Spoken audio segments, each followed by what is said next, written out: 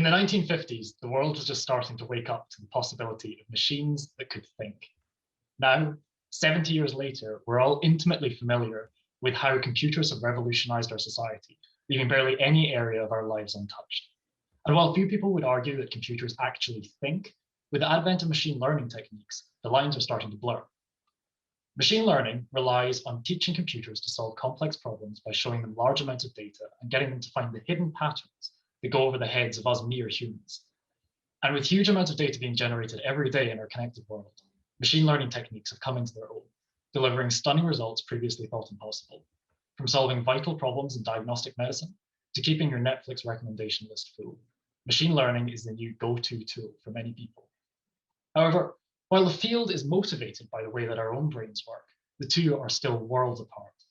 And this brings with it certain problems.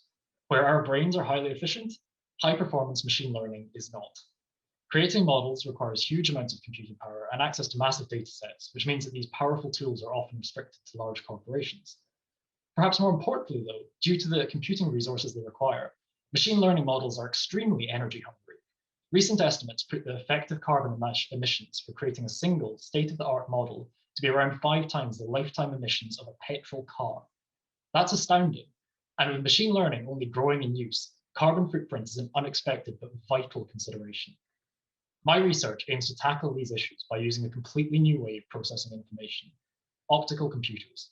Here, instead of electrical signals and bits and bytes, we encode the information in laser beams and use mirrors and lenses and other optical elements to manipulate that information. This may seem like an odd concept, but we're all actually very used to light carrying information. After all, everything that we see is information delivered to our eyes by light. And in fact, light has several advantages over electrical systems. The first is that it's fast, so performing calculations happens at light speed, which is pretty much as good as it gets. It's also natively parallel, so you can do many calculations at once. And importantly, it's energy efficient. So with each short, low-power laser pulse, you can perform multiple individual calculations. All of this adds up to a system which offers many advantages over standard computers and opens up accessibility to advanced machine learning technologies.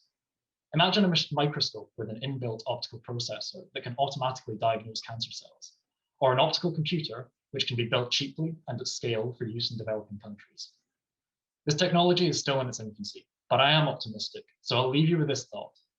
Where might we be in another 70 years if today we consider the possibility of light that can think? Thank you.